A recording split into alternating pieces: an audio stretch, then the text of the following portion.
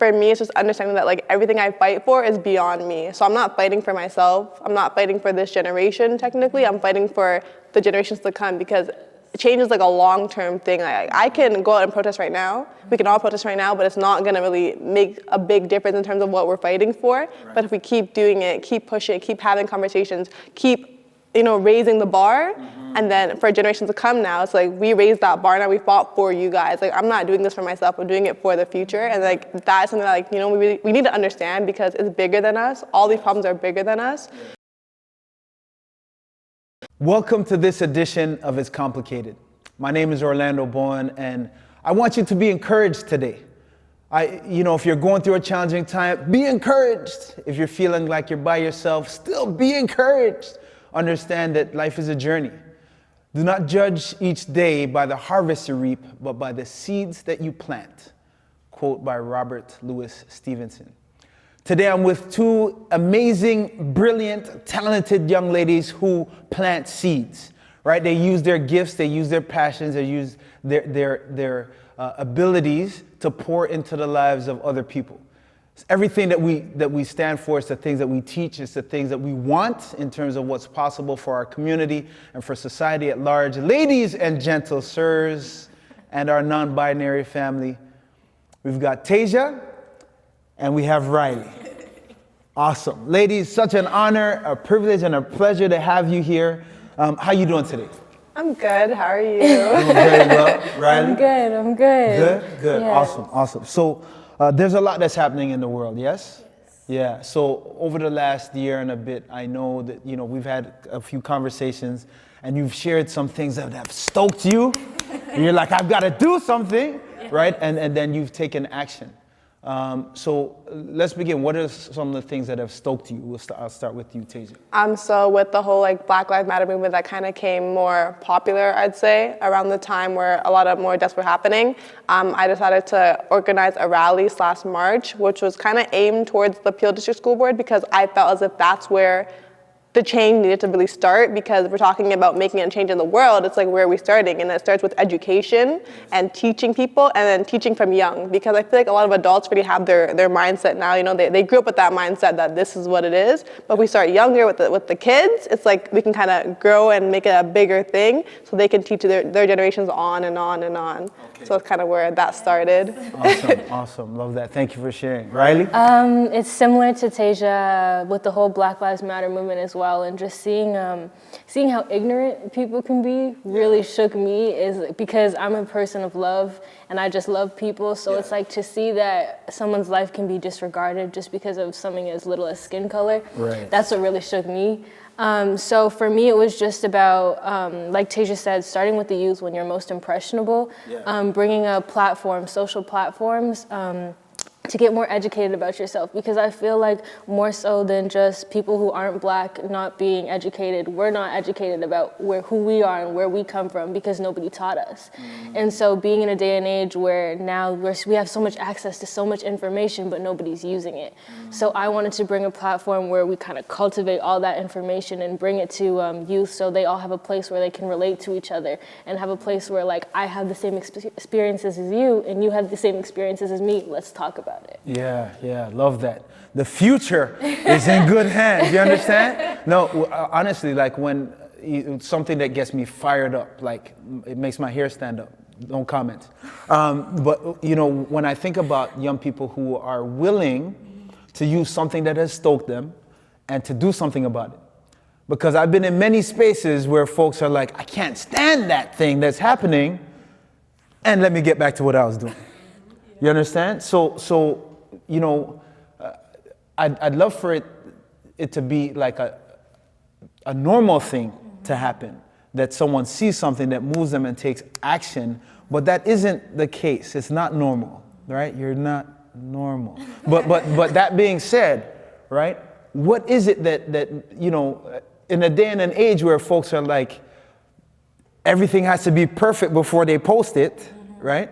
You're taking action in ways that you're moving through things and bringing it to fruition, right? So what's the thing that has allowed you to step outside that level of, perhaps discomfort in terms of people are watching you, right? So what allowed you to step beyond that? Go ahead, Rylie. Talk to the people. I think for me, my parents had a really big part in it, just always doing what's right, no matter what everybody else thinks, because at the end of the day, only person I'm trying to impress is the big guy upstairs. So it doesn't matter what everybody else thinks. And as long as it's the right thing, that's always what's been most important to me. Like, even when I was little, I saw people being picked on. It was like, yo, like, that's not right. Like, I don't care if you don't like me for it, but I'm gonna protect her because she's going through it. And like, I've been through situations where I've been through a lot, and I've never been the person who wants to project that onto somebody else.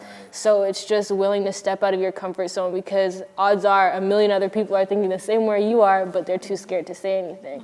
So it's just knowing you have people there without seeing the people that you have. Awesome. Thank you for that. Taijah? For me, I kind of like let my passion drive me. So I'm very passionate about changing the world and helping people, and really just like making real change in the world, especially not just changing the world, but making real long-term change in the world. And for me, it's just understanding that like everything I fight for is beyond me. So I'm not fighting for myself. I'm not fighting for this generation, technically. I'm fighting for the generations to come, because change is like a long-term thing. I can go out and protest right now. We can all protest right now, but it's not gonna really make a big difference in terms of what we're fighting for. But if we keep doing it, keep pushing, keep having conversations, keep raising the bar, and then for generations to come now, it's like we raised that bar now, we fought for you guys. Like, I'm not doing this for myself, I'm doing it for the future. And like, that's something that like, we need to understand, because it's bigger than us. All these problems are bigger than us. And if you don't have that mentality, you're not gonna stick it through. Like, a lot of people will just be like, you know what, it didn't work, I protest. Exactly. I'm still getting shot by the police, I'm done. Like, it's beyond us, it's bigger than us. Yeah. And I think that vision, that perspective is so important, right? Because there are so many things that happen in life, and even when it's not about some folk, they make it about them, right? This thing happened, I can't believe that happened to me, right? Or I tried that and it didn't work, right? So having a long-term, not just vision, but understanding whom you're toiling for is extremely, extremely important. Yeah. So what are you doing right now that helps to move the needle, Taijah? Like, what are you excited about that's happening right now? So right now, I'm trying to get involved in stuff that aren't technically, I don't relate too much to, but I know it will help people in our community. So recently, my mom's a nurse, and she started this networking, which is basically for Black nursing students, but other students as well. But it's aimed for Black nursing students to kind of give them mentorship, as well as like help them through school and provide them with the help that they need. Because this idea of equality, we can all go to school, but we all have different experiences. Like, so me trying to be a Black lawyer, or anyone trying to be like a Black nurse, they have a different experience than the white students who are studying at that school. So it's like we created a space that kind of gives them an opportunity to like be on the same playing field a little bit, and we're helping them get to that successful place that they need to be. So although I don't want to be a nurse, I'm involved in it, and I'm part of the student outreach. So I'm connecting with students that I know, as well as like in the area who I know want to be nurses, and that could really help them a lot. So that's kind of what I'm doing right now, just creating spaces for us that will help us be successful. Awesome, love that. Go ahead, man. I'm so excited. Go ahead. So right now I'm starting this thing called Back to Black. And so for me, it's just a lot of gathering information right now on people, our history, our culture. And so I can work on bringing that to social media, because that's where everybody is right now. And especially given that we're all in a pandemic and quarantine, it's a great way to network. And so right now I'm just trying to, it's in a very oh my goodness, I can't speak, developmental stage.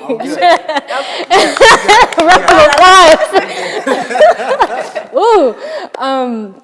And so just working on being able to bring that and push that to social media and get more young people involved, because I feel like it's different when you see the older generation speaking. It almost feels like they're speaking to you, but when it's younger people, it's like they're speaking for you. So I'm trying to really search for influential young people to get on the platform so it can work on broadcasting it a little more. Wow.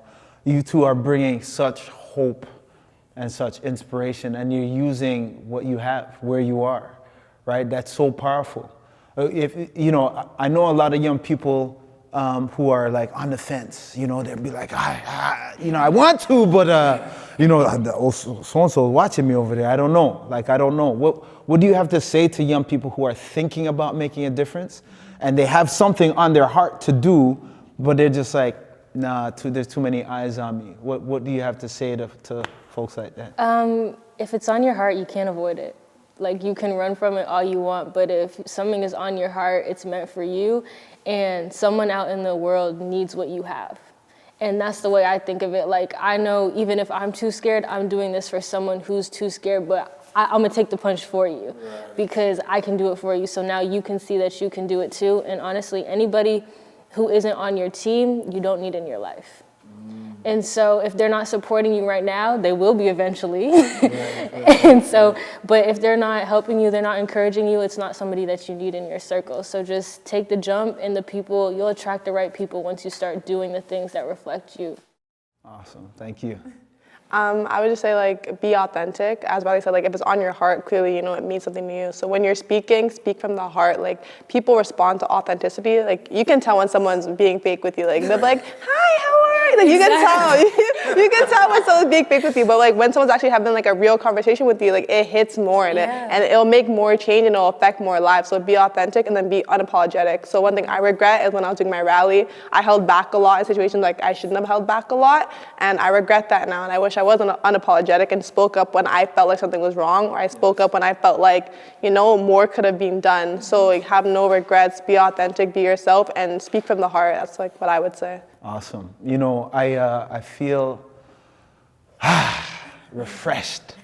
You know, I'm always amped. You know, I'm usually trying to calm the heck down, but you know, right now, just being in your presence, you know, like to hear you talking about your journey thus far, and understanding that it's a long game, right? It's not like, oh yeah, I did that, we're done, right? Like, cause you know, we live in a world where so many things are quick fix, right? Your foot hurts, man, go see a foot specialist. They'll inject something in there, right? Your head hurts, take a pill, you'll be good, right? And for someone to have the mindset of the long game and to be willing to be uncomfortable in moving towards achieving objectives in the long game is really encouraging. It's inspiring. It's, you know, I can't wait to just see y'all continue to do your thing, right? And let me know how I can be of support. You know, we have opportunities for young people to really look introspectively. And we also have, you know, opportunities for folks who want to, you know, encourage and get behind. You know, I know we're going to have your details up so that folks could see, you know, how to get in touch with you and that type of thing, because we're talking about movements here, right? We're not talking about projects. We're talking about movements. It's a gift and a pleasure to be in spaces where folks are making movements that are going to redefine possibilities, not just for themselves. Right? Both of them have spoken to the fact that it's not about them, it's about the collective us. And not only the us that is here today, but for generations to come, and that's what's up. Imagine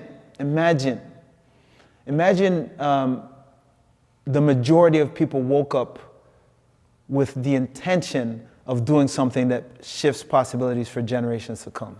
How different would the world look? How much easier would it be for us to let go of the things that maybe aren't that serious, so that we could get at the things that have been ailing us for generations? Honored to be in your presence today. So this work of difference making, it's not easy, right? Have you ever been discouraged? 100%, especially in the midst of being at home and always being to yourself, kind of. It's really hard to feel like you have support from other people. And there's been a lot of times where I'm like, you know what, someone else can do this. I'm just gonna tap out because I don't know. And especially, it's really about throwing away instant gratification. Because we're so used to where you get the like, you get the follow, you get the notification, you get food like this, you can get food to your door, Amazon Prime, I know. I get that package in an hour. Right. And so it's like we're so used to things coming to us so easy. So when you meet failure, it's kind of hard to feel like you're going somewhere. Yeah. But I've learned to embrace the struggle and understand that if I haven't failed, I haven't tried. And so it's just really about learning how to accept those failures and knowing that every time you fail, you're one step closer to getting to where you want to be. But it's definitely hard, especially being so young, and you feel like, oh, like maybe I'm too young to speak on this. Maybe people won't take me seriously. But I've been the youngest in a lot of rooms. And I've learned that it's not about age, it's about experience. And as long as you take your experience and apply it, you could be 5 years old and still be the brightest bulb out of everybody in a room full of 40-year-olds. So it's just believing in yourself is a really big part of it, even when nobody else believes in you. Awesome. Thank you for that. Taijah, what's been a challenge that you've experienced on this journey? So being young, trying to be a part of something that is more than yourself. So for the rally, for example, it's a big movement. You know, you're part of something huge, you're part of something monumental. Like, you're trying to change lives for people who aren't even in this world yet. Right. That's how big it is. And you have a lot of adults trying to do the same thing, but not with the right mindset. Yeah. I feel like we were all trying to do the same thing, but we all came with different agendas.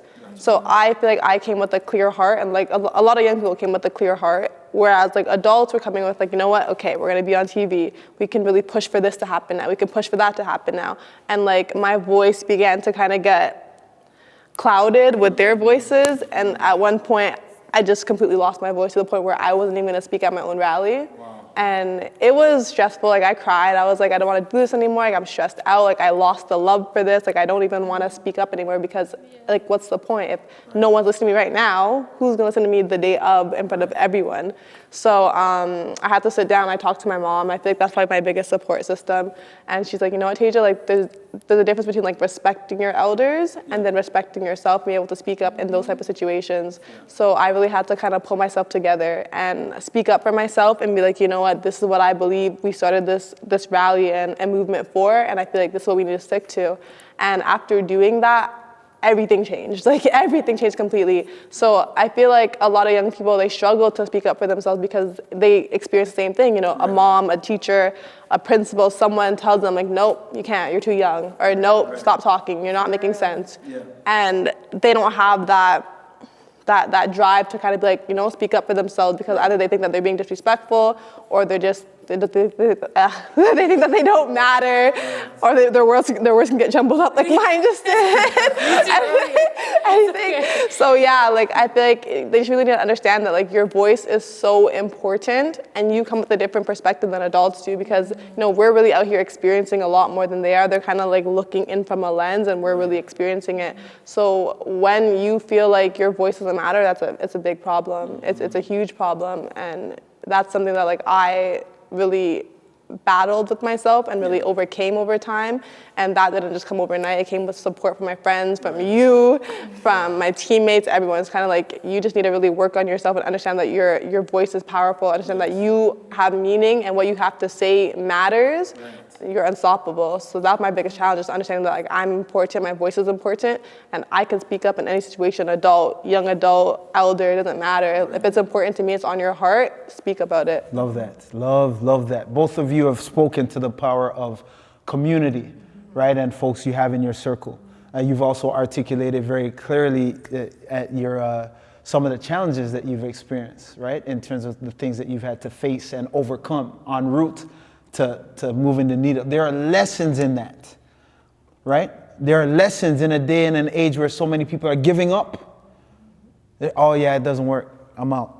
I tried it didn't work. I marched, or I read the book, and then I said this, and they said, you know, so I want to commend and applaud you for that. Taijah, you spoke a bit to some of the energy, right? And you know, I had the privilege of being at a couple of rallies, and yours included, and the energy was well, let me not take any words out of your mouth, right?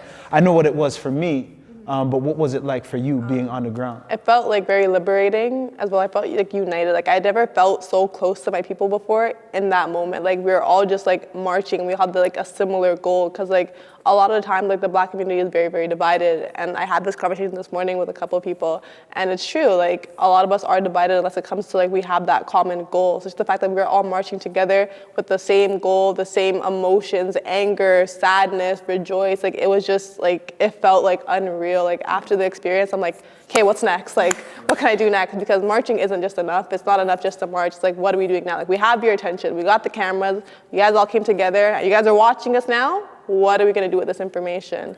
So in that moment, I was ready for more. I was like, okay, what's next? Let's sit down, let's talk to this person, let's talk to that person. So the march was just kind of like one way of getting everything started, and it felt good, but it's like, this isn't enough. We got to keep going. Mm-hmm. So those things are the genesis, right, of something that who knows? Like we don't know. You start off like, back to black. We start off, it's a march. I'm going to organize a march. Lives are impacted in ways that you'll never know. And I know you don't do it to be like, oh, I impacted this life and that life. I know you do it from a pure place and talking about impacting for generations to come.